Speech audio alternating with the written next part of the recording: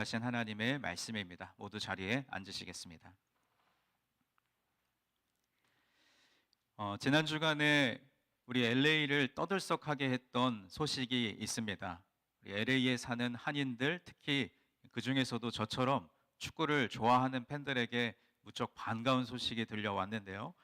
바로 대한민국을 대표하는 축구 국가대표팀 주장 손흥민 선수가 이제 유럽에서의 선수 생활을 마무리하고 메이저리그 사커 여기에 속한 LAFC로 이적을 하게 되었습니다. 공식적으로 입단을 발표하는 기자회견 자리에 LAFC 구단주와 구단 수뇌부를 비롯해서 또 캐런 베스 LA 시장, 또 시의원들, 그리고 연방 하원 의원, 또 LA 총영사에 이르기까지 많은 주요 인사들이 이 손흥민 선수의 LAFC 입단을 축하하고 또 환영했습니다. 그 모습을 쭉 영상으로 보면서도 가장 또 인상 깊었던 장면은 LA 시장이 직접 손흥민 선수에게 소니가 공식적으로 엔젤리노가 되었음을 선언합니다 하면서 특별히 제작된 명예 시민증을 전달하는 장면이었습니다.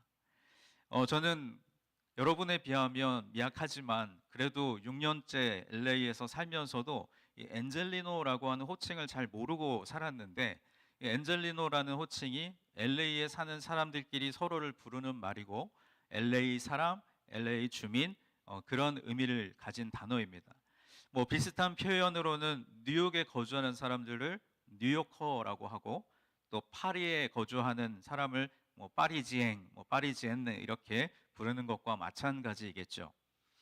이처럼 호칭이라고 하는 것은요, 그 호칭 안에 그 정체성을 담고 있습니다.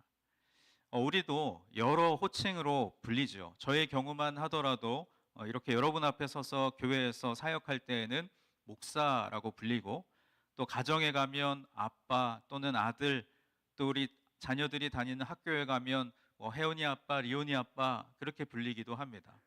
아마 여러분에게도 여러분의 정체성을 나타내는 여러 호칭들이 있으실 겁니다. 여러분 일터 또는 직장에 가시면 뭐 사장님, 뭐 부장님, 뭐 여러 가지 호칭들이 있겠죠.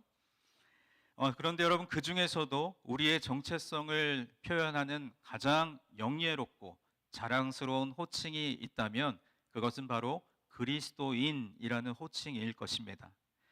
그리스도인이라는 말은 그 그대로 그리스도의 사람 또는 그리스도를 따르는 사람, 다시 말해서 나의 소유권을 그리스도에게 맡기고 순종하는 사람을 우리는 그리스도인이라고 하지요.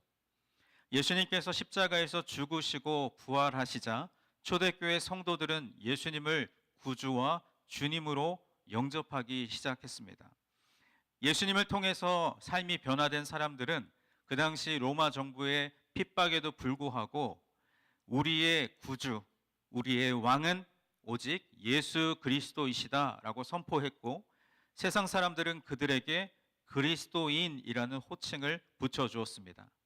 당시 그리스도인들은 예수님을 본받아 실제로 작은 예수로 살아가기를 원했고, 이것이 바로 우리 그리스도인들의 신앙의 정체성이 되었습니다. 일평생 진정한 그리스도인으로 살았던 사도 바울은 갈라디아서 2장 20절 말씀에서 그리스도인의 정체성을 이렇게 고백하고 있는데요. 우리 공동체가 지금 8월 한 달 동안에는 시편 1편 1절과 2절 말씀을 암송하는데, 이제 9월이 되면 우리가 함께 암송할 말씀입니다. 갈라디아서 2장 20절 말씀을 우리 다 함께 봉독하도록 하겠습니다.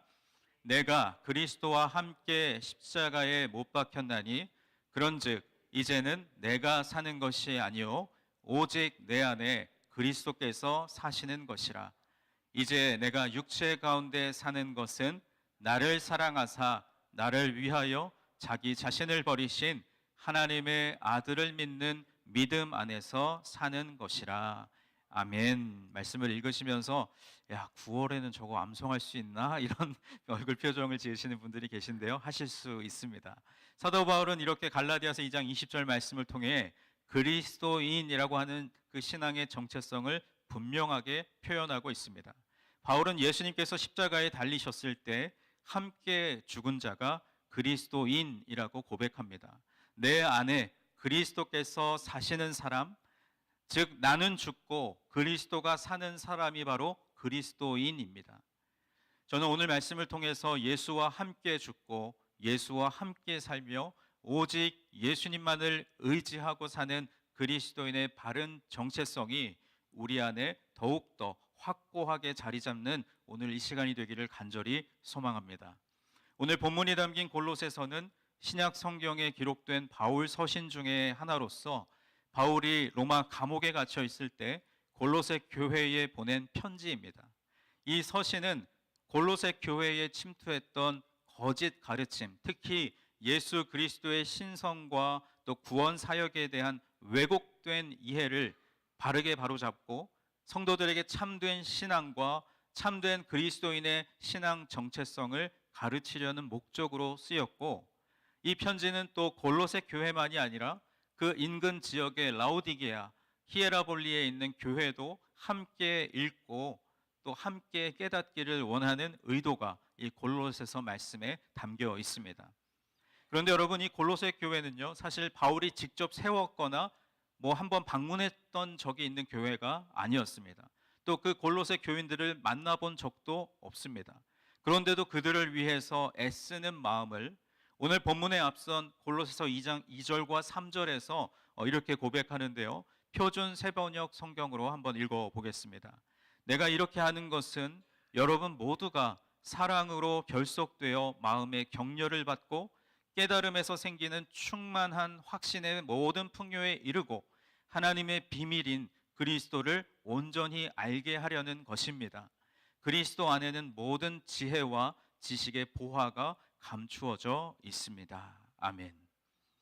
바울은 골로새와 인근 교회 교인들이 사랑으로 결속되어 서로를 통해서 격려를 받고 그리스도가 하나님의 비밀이며 그 안에 모든 지혜와 모든 보화가 감추어 있음을 알게 하려고 이 편지를 쓴 것입니다. 이 편지를 통해서 바울은 골로새 교회 교인들을 향해 이렇게 권면하고 있습니다. 오늘 본문 6절과 7절 말씀을 우리 다시 한번 합독하도록 하겠습니다. 시작. 그러므로 너희가 그리스도 예수를 주로 받았으니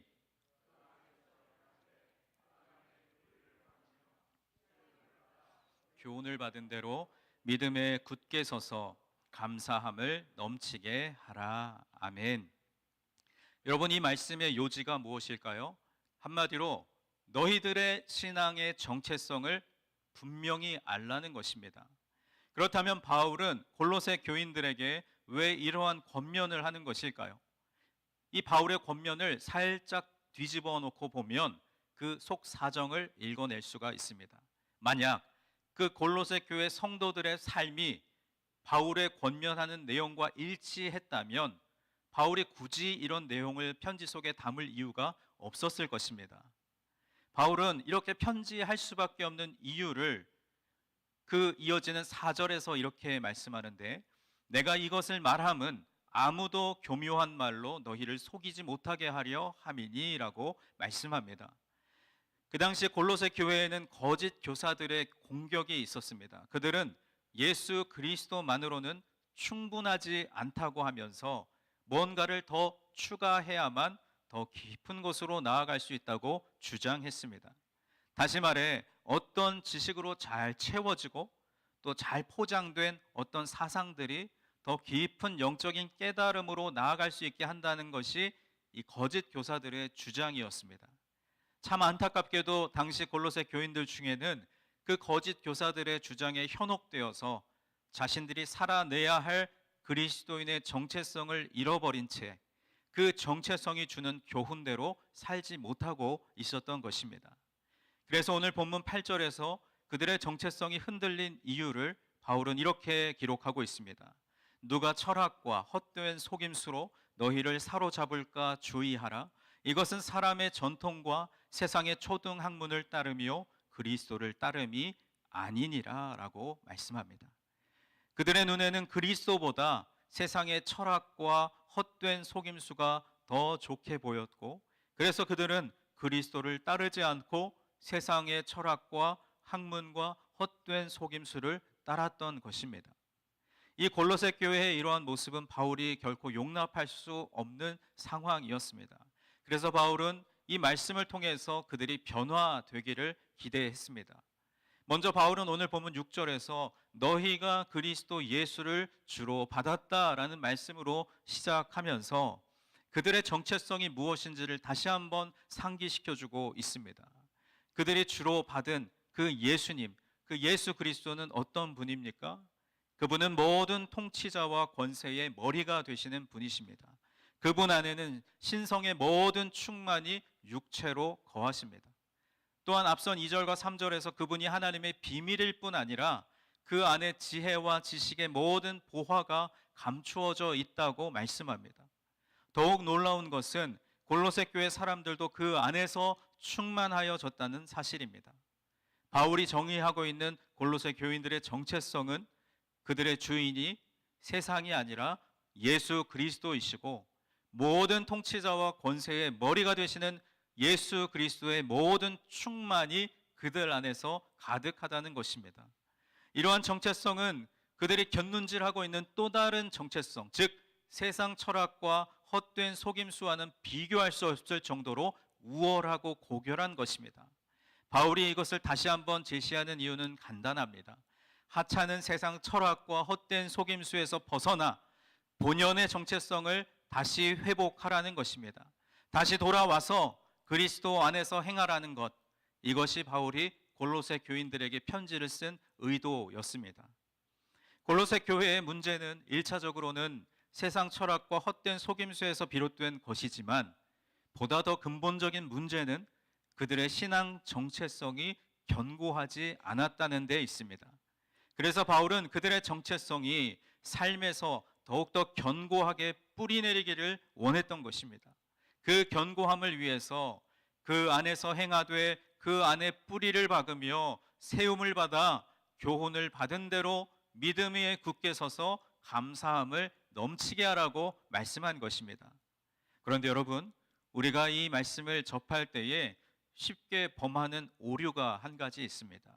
우리는 종종 이 말씀 속에 들어있는 행하라, 뿌리를 박으라, 세움을 입으라, 감사함을 넘치게 하라와 같은 이 명령형 문장에 시선을 두는 경향이 있습니다.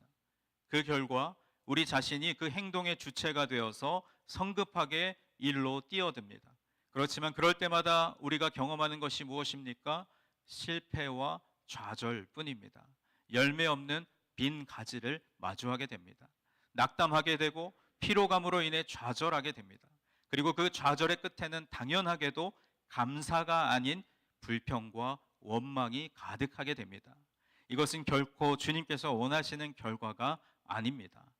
그렇다면 우리가 주목해야 할 것은 행하라, 뿌리를 박으라, 세움을 입으라, 감사함을 넘치게 하라와 같은 명령문이 아니라 그 명령문 앞에 놓여 있는 그 안에서, 그분 안에서, 그리스도 안에서라고 하는 그 조건에 집중해야 됩니다.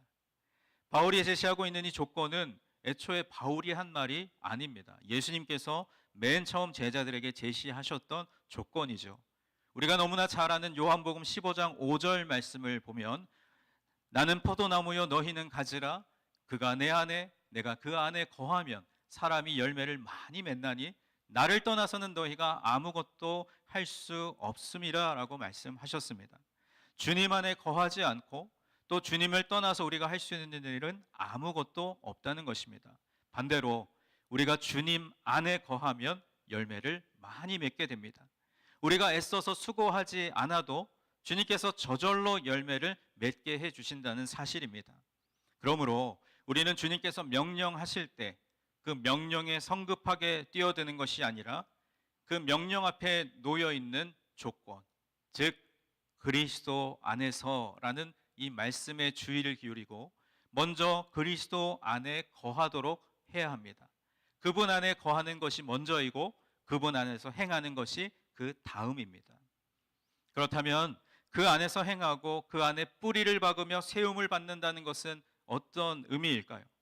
먼저 바울은 그분 안에 뿌리를 박으라 라고 말씀하는데 이 말씀은 성경의 원어를 살펴보면 현재 완료형입니다. 즉 나무가 땅에 뿌리를 내리고 있듯이 그리스도인 된 너희는 그리스도께 뿌리를 내리고 있는 자라고 말하는 것입니다. 우리가 암송하고 있는 시편 1편 그 2절 이후에 이어지는 말씀들을 보면 시냇가에 심은 나무가 등장하는데, 즉 시냇가에 뿌리를 내린 나무가 철을 따라 열매를 맺으며 그 잎사귀가 마르지 아니하는 것처럼, 그리스도인은 세상이 아니라 그리스도 예수께 뿌리를 내림으로 그 주님으로부터 솟아나는 영원한 생명수를 공급받고 사는 사람, 그 사람이 바로 그리스도인인 줄 믿습니다. 그리고 그 상태를 지속적으로 유지하기 위해 지속적으로 그리스도께 뿌리를 내려야 한다는 것이죠. 또한 바울은 그분 안에서 세우심을 입어야 한다고 말씀합니다. 이 말씀도 원어의 의미를 살펴보면 세우신다라는 것은요, 쌓아 올린다라는 의미를 담고 있습니다. 그래서 어떤 기초 위에 건물이 높이 세워져 가는 것을 말하는데, 바로 예수 그리스도의 기초 위에 세워져 가야 한다는 의미입니다. 그리고 여기서도 현재형 동사가 사용되면서 예수 그리스도 안에서 자신을 세워가는 일을 끊임없이 계속해야 한다는 것을 강조하고 있습니다. 이것이 거짓 교사들의 그 강력한 공격 속에 있는 골로새 교인들을 향한 바울의 간절한 마음이자 간절한 권면입니다. 주님께서 사랑하시는 여러분, 바울은 이 권면을 시대를 초월해서 오늘을 살아가고 있는 우리에게도 전하고 있습니다. 우리에게 주시는 간절한 기대와 권면입니다. 예수 그리스도 한 분만을 의지하며 살아야 할 우리에게 세상은 계속해서 예수님 한 분만으로는 충분하지 않다고 속삭입니다. 지식이나 돈이나 명예나 사람이나 무언가가 더 있어야만, 무언가가 더 채워져야만 더 풍성한 안정감을 누릴 수 있다고 세상은 교묘하게 우리의 연약한 부분을 파고듭니다. 한 손으로는 예수 그리스도를, 또 다른 한 손으로는 세상을 붙잡고 그 어느 것도 놓지 못하며 갈팡질팡하며 살아가는 우리에게 바울은 오늘의 말씀을 통해서 이렇게 권면하고 있습니다. 사랑하는 여러분, 그리스도 안에서 살아가십시오. 그리스도 안에 뿌리를 내린 그 삶을 잘 유지해 가십시오. 그리고 그리스도의 기초 위에 자신을 잘 세워 가십시오. 예수 그리스도 한 분이면 충분합니다. 다른 곳에 마음 두지 말고 오직 예수 그리스도 그분께만 마음을 두십시오. 그리하면 하나님의 손이 여러분을 붙들어 그리스도 안에 있는 모든 지혜와 지식의 보화를 바라보게 하실 것이고 주님의 귀한 역사를 이어가게 하실 것입니다. 아멘. 바로 이 사도 바울의 권면이 오늘 저와 여러분에게 주는 권면이자 하나님께서 우리의 신앙의 정체성을 확고히 하게 하시는 권면의 말씀인 줄 믿습니다. 그렇다면 여러분, 그리스도 안에서 행하는 구체적인 방법은 무엇이 있겠습니까? 바로 말씀과 기도입니다. 요한복음 1장 1절에서 사도 요한은 말씀이 곧 하나님이시라고 기록합니다. 태초에 말씀이 계시니라, 이 말씀이 하나님과 함께 계셨으니 이 말씀은 곧 누구시라고요? 하나님이시니라. 또 요한복음 1장 14절 말씀에도 육신이 되어 우리 가운데 거하신 예수님이 말씀이라고 소개합니다. 말씀이 육신이 되어 우리 가운데 거하심에 우리가 그의 영광을 보니 아버지의 독생자의 영광이요 은혜와 진리가 어떻다고요? 충만하더라 라고 말씀합니다. 말씀은 곧 하나님이시고 우리 주 예수 그리스도이십니다. 믿으십니까? 그러므로 우리가 말씀 안으로 들어갈 때 우리는 그분 안에 거하게 되고 그분 안에 행하게 되며 그 안에 뿌리를 받고 세움을 입게 되는 줄 믿습니다. 말씀은 우리의 믿음을 굳게 세워주고 주님의 선하신 뜻을 분별하고 또 발견할 수 있도록 도와주는 좋은 장치입니다. 또한 예수님은 마태복음 18장 20절에서 이렇게 말씀하셨습니다. 두세 사람이 내 이름으로 모인 곳에는 나도 그들 중에 있느니라. 이 말씀은 과거형이나 미래형이 아닙니다. 내가 그들 중에 있었다, 내가 두세 사람으로 이름으로 모인 곳에 있을 것이다가 아니라 지금 있다라고 말씀하십니다. 그런데 두세 사람이 왜 모여 있습니까? 바로 그의 앞선 19절 말씀에서 그 이유를 이렇게 소개하고 있습니다. 너희 중에 두 사람이 땅에서 합심하여 무엇이든지 구하면 하늘에 계신 내 아버지께서 그들을 위하여 이루게 하시리라. 아멘. 바로 두세 사람이 모여 합심하며 기도하는 그 자리, 그 자리가 주님 안에 거하기 위한 방법이며 또 길인 줄 믿습니다. 기도하되 합심해서 기도할 때 주님의 임재를 더욱더 강력하게 경험할 수 있는 줄 믿습니다. 주님께서 사랑하시는 여러분, 그리스도 안에서 행하기 위해서 말씀과 기도에 전념하는 우리 모두가 되기를 간절히 소망합니다. 그 일을 위해서 우리 공동체는 올해 남은 후반기 동안 하나님의 말씀을 읽고 듣고 쓰고 암송하며 묵상하는 일을 함께 하기로 했습니다. 또 우리가 합심하여 기도할 수 있는 중보기도의 자리가 여러분을 기다리고 있습니다. 매주 화요일 저녁 8시면 온라인으로 진행하는 중보기도 모임이 있고, 또 토요 새벽 예배 때마다 이곳에 모여서 함께 찬양하고 말씀 붙들고 기도하는 그 기도의 자리가 우리에게 주어져 있습니다. 또 아까도 광고 드린 대로 또 미주 성결교회에서 준비한 중보기도 학교도 그 기도가 얼마나 중요한 것인가, 그 기도를 통해서 우리가 그리스도 안에서 행하며 그리스도 안에 뿌리를 내리고 세움을 입기 때문에 말씀과 기도에 전념하려는 것입니다. 그렇게 기도할 때 우리가 그리스도 안에 행하며 그리스도인의 정체성을 견고하게 하는 믿음의 승리가, 그리고 그 열매가 저와 여러분에게 주어질 줄로 믿습니다. 바울은 그리스도 예수를 주로 받은 골로새 교회 성도들에게 우리가 따르는 그 그리스도의 탁월함에 대해서 오늘 본문 9절과 10절에서 이렇게 증거하고 있습니다. 9절과 10절의 말씀을 우리 다 함께 읽어보겠습니다. 시작. 그 안에는 신성의 모든 충만이